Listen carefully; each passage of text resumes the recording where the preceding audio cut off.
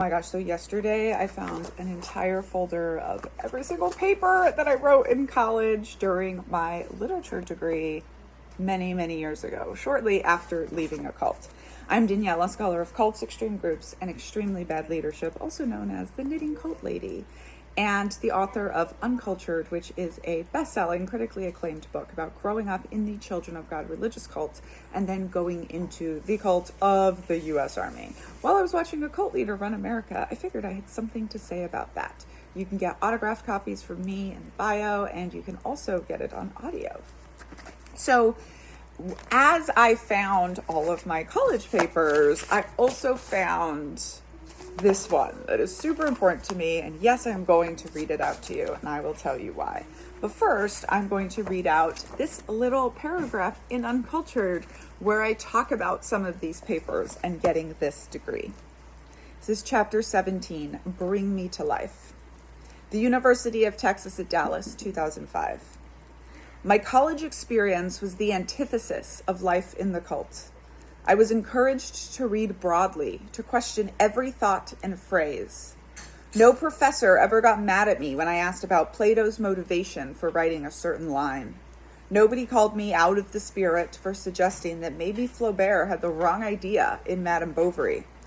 I wrote papers to be provocative, played devil's advocate by writing about the latent homosexuality in Dante's Inferno for my staunchly Catholic Intro to Humanities professor, compared two of Hemingway's works to show that the ultimate man's man held typically feminine qualities in highest esteem in my masculinity in literature class, and presented a paper at a conference on the ideal way to invent a god as a literary character, using the Odyssey and the Book of Genesis as examples. That went over like a lead balloon in conservative small-town Texas. But nobody punished me, prayed over me, or made me repent. And so this conference paper is the one that I am going to read to you. And I am so proud of 20-year-old Daniella, just out of a cult, for the level of thinking and what I would just call like pre-deconstruction that is actually going on. I recently had an experience where, if you know me, you've heard me talk about my 3-part model for deconstruction, where first you have to have the crack in the brainwashing, wake up and leave the cult physically and mentally. Then you have a decade, which starts when you start it, of understanding why you were in a cult, even if you were born in one like me, and what impacts that had on your identity and your personality. And that takes about a decade. And then we get to go forward to moving on with no models. And so far before my decade of deconstruction really started, I was already thinking about a lot of these things. But recently I had a conversation on public media, and somebody said, this sounds like you're really healed. And I've been thinking about it, and I've been looking at some of these old things I've written and just a lot of the deconstruction that I've done, as well as my life today. I've had this experience as I've been leading a deconstruction book club, which some of you are in, rereading a bunch of these books that I read the first time when I was starting my deconstruction or in the middle of writing my book. And now I'm reading them again from this different perspective, and it has been so interesting, but also a time that has really allowed me to see that I have really deconstructed. I have really healed, and I'm at this wonderful, beautiful place in my life where I do work that I love, and I spend the rest of the time doing art, hanging out with my family, and traveling, and it's so wonderful. So I'm hoping, of course, all of this so very much for you. And now, if you are interested to continue following along, I'm going to read you according to my kid, after she asked me to read it to her, very boring paper called To Represent the Ways of God to Men, Negotiation as Translation. And when I say I was trying to figure out how people just make up gods, because that was pretty obvious to me, being someone who never really believed in it, and then just follow them so closely and bind their lives to them so much. So this is 20-year-old me trying to deal with that through the mode of the paper assignment that I had to write for this translation class. And actually, I was in a translation class. This was one of my favorite professors and mentors who taught translation studies in literature. But this was a independent paper that he just suggested that I write and present at a conference. And so I did. To represent the ways of God to men, negotiation as translation. It may well be that gods are something that exist only in the imagination. No pulling punches there. How, therefore, are they to be represented in literature? An author who wishes to represent a god in his writing must necessarily deal with the question of how to represent the abstract. This act of representation requires the use of translation. In order to define a god in human terms, one must take abstract thoughts and translate them into concrete words and images. There is also the question of human interaction with these deities, both within the text and as readers. If gods are outside the realm of human imagination, then there is no way to explain the relationship between the human and the divine without uniting them in a common realm. In other words, there is no way for an author to express gods in a way that humans will understand without first transforming his thoughts into human language. And this, by the way, I would say is the very beginning of what has now become in the book Culting of America that I'm writing, the chapter on the charismatic leader. I have a subchapter called The Road to Deification. And I was already almost 20 years ago trying to grapple with the idea of how we create gods, or we deify human beings into gods, and then how much, I guess, havoc that can wreak in the real lives of real human beings. So this is kind of a very cool, interesting full circle moment for me to find this again. This therefore implies the necessity for a form of translation. If human beings cannot imagine gods in divine terms, then the author must translate the existence and forms of the gods he wishes to portray from his mind onto paper in a way that his fellow humans will be able to understand. We see how much I was being held to the patriarchal male default language of using his all the time. Okay. By doing so, an author creates a divine figure. In this paper, I will show how a comparison of Genesis and Homer's Odyssey can be used to define translation as the use of language necessary for representation of gods to men. These authors function as mediators between their readers and gods, negotiating with language in order to create divine figures that are comprehensible to humans. In Genesis, I will look at how the negotiation of a covenant becomes important as an act of translation, while in Homer, translation becomes important to the author's act of negotiation with language, using detail to describe the divine in human terms. In the book of Genesis, the authors concentrate on the idea of the divine and how the mortal's relationship with him should be portrayed.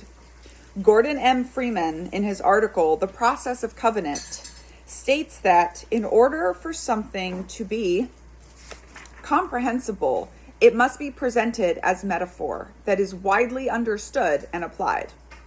The authors must find a way to craft a divine entity into a metaphor that is easily understandable. To do this, they must engage in translation from the realm of ideas into words. In the deity's interaction with humans in the first book of the Old Testament, negotiation becomes a crucial component of translating the idea of the divine into language. In Genesis, we find the phrase, "I am God Almighty. I will establish my covenant between me and you, and your offspring after you throughout their generations, for an everlasting covenant to be God to you and to your offspring after you." Here, God names himself and goes on to describe the way in which covenant will function as a mediator between himself and the generations of Israel. The negotiation of a covenant effectively translates into the negotiation of a relationship between God and men. And this was so interesting for me studying literature, because every class on Western literary tradition pretty much started off with reading the first book of Genesis, the first book of the Christian Bible. And was that triggering to me? Probably a little bit, but what I was really fascinated by was that we read all of these different annotated literary copies of the Bible, and I just read the footnotes, I promise you, because I knew at least the King James version of the Bible so well after growing up in Children of God, an evangelical based cult. But I had never had all this information about like how the Bible was constructed, all these different authors that wrote it, not 66 dudes that wrote the Bible, blah, blah, blah, as, you know, fake history taught us. And like what we really actually know about why they culturally did things. It was so fascinating. So anyways, this is part of why I chose to bring Genesis in. The focus on covenant is important because it is the focus on the relationship negotiated between two entities. Freeman claims that one enters a relationship to guarantee survival as a meaningful person. The very sense of being alive can only exist in a status of relatedness and exchange.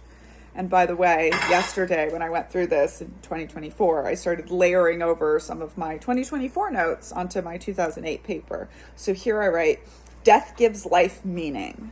Death equals lack of relatedness and exchange, right? Once you die, you're just gone. So we're trying to grapple with this. But also, you know, I was reading a lot of Greek mythology and stuff at the time as well. And you see through studying these immortal gods that death is actually the thing that gives human life meaning. Without death, we cease to really have a lot of meaning in our lives. We see this in vampire novels also, another favorite genre of mine. When the authors of Genesis chose to portray the God of Abraham, Isaac, and Jacob as someone who is actively seeking to negotiate a relationship with mortals, they are essentially putting this God on the same plane as those mortals with whom they are negotiating. The relationship being sought is one of mutual benefit, therefore the need for covenant. By attributing these human characteristics to a divine being, the authors are negotiating with the idea of what makes a divine being and how that must be translated in order to have a place in the text. The negotiation process that takes place between God and humans in Genesis deserves attention because this is one of the devices that the authors have used in order to define their God in human terms. Looking at the reasons that any negotiation takes place, Freeman states that negotiation begins with the need to attain the mutual trust necessary to make the relationship possible. The God of Genesis not only must trust that the humans will continue to obey and be of use to him, but the humans must feel the same way about their God. In order for this trust to take place, not only for the humans in the text, but for the readers outside it as well, this God has to be translated into understandable language that the readers will be able to relate to. And unfortunately, when I presented this paper, I was not knitting, and so I thought this was a lot more monotonous than I think it actually is.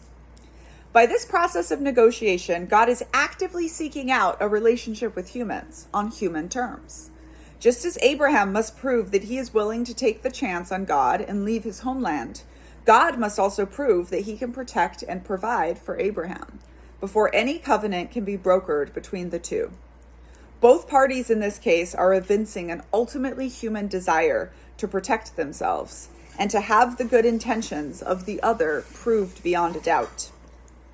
This is a feeling that is naturally familiar to human readers, and the authors are using this act of negotiation of trust in order to themselves gain the trust of the readers, who will then go on to believe in the idea of the God that has been translated for them into a being they can comprehend. The God of Genesis has now essentially been defined through negotiation of the covenant that he has engaged in with the people of Israel. Daniel Elazar, in his article on the political theory of covenant, says that Israel can break the covenant and will many times. Nevertheless, the covenant itself will never be broken because God has promised to keep it. In the Hebrew Bible, several times he is called the one who keeps the covenant. The authors have, at this point, firmly negotiated God into a corner. Not only must he keep his side of the bargain, but he must do so even if the humans refuse to hold to their side. And 2024 Me writes here, black and white rules equals comforting. That's how it starts getting a little culty. The human readers of the text should have no problem comprehending the other humans within the text. So those humans may do as they wish, and it will all remain on the same plane of human actions. Writing fiction is the easiest and most honest thing we can do, as long as we stay true to human relationships. On the other hand, God has been defined, indeed specifically named, by his ability to replicate human actions and be held by his word to a covenant. Were this God to then break his word, the readers would lose all imagined comprehension of and connection with the character. He would cease to function as a character in the story as soon as he ceased being the one who keeps the covenant. At this point, one can see that the authors have effectively achieved their translation goals. This God is now an idea that can be understood within the bounds of human culture. Looking at this process of translation through negotiation from the divine to the human in Genesis casts a new light onto a reading of Homer's Odyssey as well. A.W.H. Adkins, in his article on Homeric gods and Homeric society, claims that when Homeric man wished to explain the social relationship that obtain among his numerous deities, he naturally used the concepts available in his own human society. Gods for Homeric writers are not omnipotent. They are just better versions of human beings. The way this status is achieved for the gods is through a process of translation through negotiation, similar to that which has been observed in Genesis, with the difference being that Homeric writers engage in negotiation directly with language and use of humanistic detail itself in order to produce the desired outcome for the deities. At the time that Homeric writers are creating the epic story of the Trojan War and its aftermaths, the Olympians are only beginning to develop as characters into the Greek gods we know and love today. In my notes, I put starting the story. Homeric authors had free reign and immense responsibility to forge deities out of their own ideas. We created the gods. They did not create us. John A. Scott, in his article, The Envy of the Gods in Homer, says that while this processing was going on and the great Olympians became persons with a life of their own, there can have been for some time no thought that the conduct of the gods had any moral or religious significance. Homeric writers did not have to worry about religion. They just had to translate these gods into characters in a similar manner to that which has been observed in Genesis. Homeric responsibility as authors rested in the ability to translate these supernatural beings into characters that fit into the understanding of mortals. In order to do so, and to make the gods comprehensible to their listeners, the authors have defined them in ultimately human terms. Adkins states that divine behavior as a whole in the Homeric poems is governed by the same value as human behavior in the poems, so that the sociological truths, there we have it again, or whatever they should be termed, can encompass divine as well as human behavior in Homer. Essentially, Homeric writers, like all others, must deal with the fact that no human being can write about something in non-human terms. In order to think abstractly about something, it must necessarily be translated into language. This was an idea that I had rattling around in my mind since I was like 3 to 5 years old, and my mom told me all this different stuff about her theory of reading and writing and the way that humans like explain the world. And one of the things I remember her telling me is that in order to think abstractly about something, you have to be able to write it down. You have to be able to take it, put it into language, and put it outside of your brain in a way that then you can think about it abstractly. As such, it was necessary for Homeric authors to negotiate with the use of language, much in the same way as the negotiation process defines God in Genesis. As opposed to describing the gods in a way that would require people to continue to think of them as mysterious and incomprehensible, The authors chose to negotiate these gods into placement within the human realm. One specific example can be seen in the explanation of the realm of the dead, dealing specifically with the directions given to Odysseus by Circe. Though this is not strictly a description of a god, it is a description of the road to another realm, one over which the gods should have strict and limiting control, leading one to believe that it must be a mysterious place that no human being could reach while still inhabiting the ultimately physical, concrete, and non-divine world of the living. Instead of casting some sort of spell, having Odysseus magically transported, or employing otherwise godly ways of inducing this encounter, Circe simply uses human language to explain to Odysseus what to do, where to go, and how to negotiate his entrance into the realm of the dead. First, she instructs him in specific detail on how to prepare for the journey, saying, "Only set up your mast pole and spread the white sails upon it, and sit still. Let the blast of the north wind carry you." Next, he is told exactly where to go, instructed that when you have crossed with your ship the stream of the ocean, you will find there a thickly wooded shore and the groves of Persephone, and tall black poplars growing, and fruit-perishing willows. Then beach your ship on the shore of the deep eddying ocean, and yourself go forward into the moldering home of Hades. The exact location of where to begin his entry into the other realm is explained as there Pyriphlegethon and Kyketos, which is an off-break from the water of the Styx, flow into the Acheron. There is a rock there, and the junction of two thunderous rivers. Here you must go close in and do as I tell you. Here Circe specifically gives Odysseus his orders, and the use of human detail makes it clear that this journey is not something that is specifically limited to the gods and the dead, but is in fact something that can be done by any human who is willing to negotiate with his gods and receive the directions. And in fact, the gods, other than Hades and Persephone, cannot go into the realm of the dead the way that humans can in Greek mythology.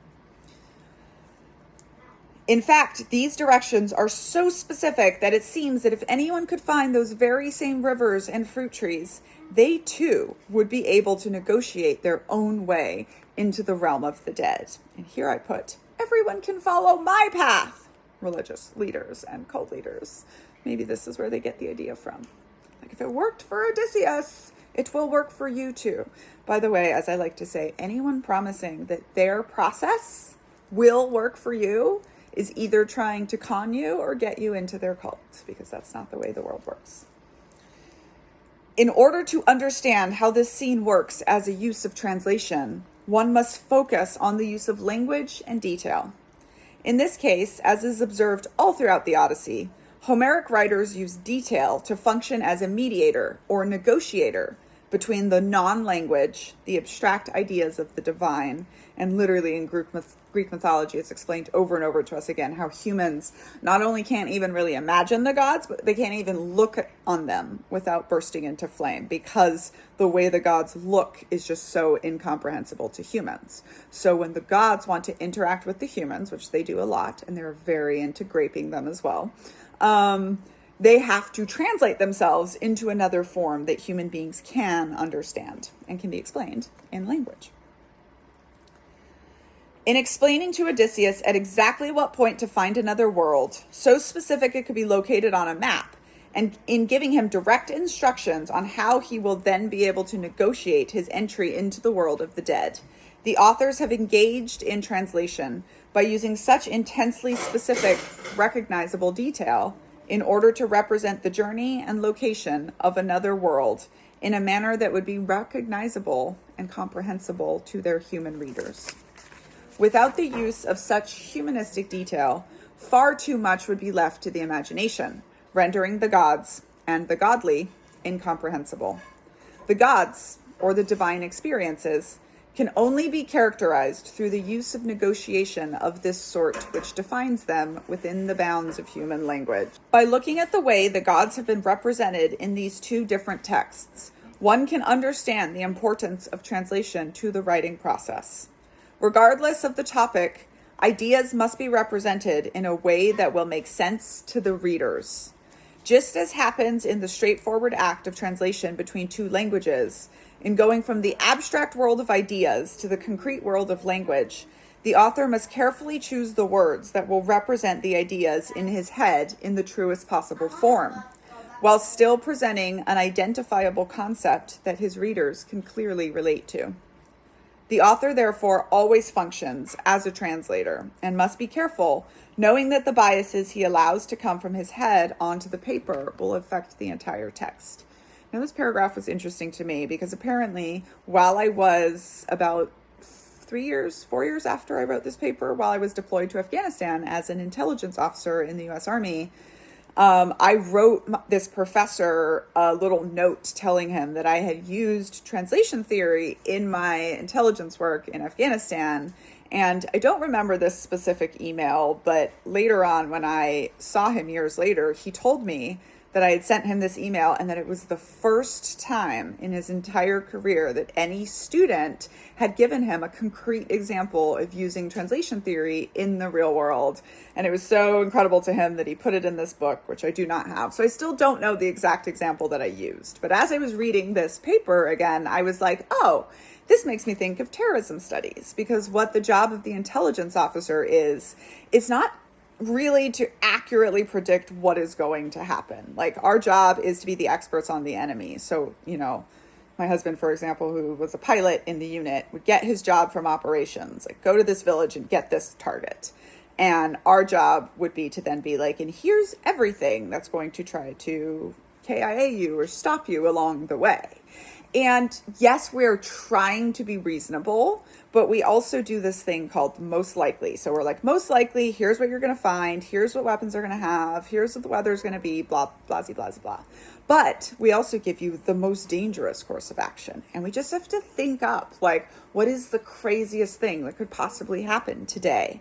And one of the things that my first intelligence mentor told me was, like, reading fiction is really important to this job, because you have to be very imaginative and you have to be able to take these big ideas or these big fears and put them into words so that then the people, the humans that are going to go out and do these missions, can kind of negotiate these ideas and understand. And by the way, being prepared for the zombie apocalypse is not that much different than just being prepared for an actual earthquake, let's say. In fact, the Department of Homeland Security in 2012 put out official prepare for the zombie apocalypse posters, because they were like, well, if we just tell people to prepare for hurricane season, they're not going to do anything. But everyone is so fascinated right now with zombies that, we can get them in this way to prepare. So anyways, here's my little terrorism studies thing coming into it. As a translator, the author always engages in a form of negotiation with language. This is what I thought I was going to be at the time, by the way, a literary translator.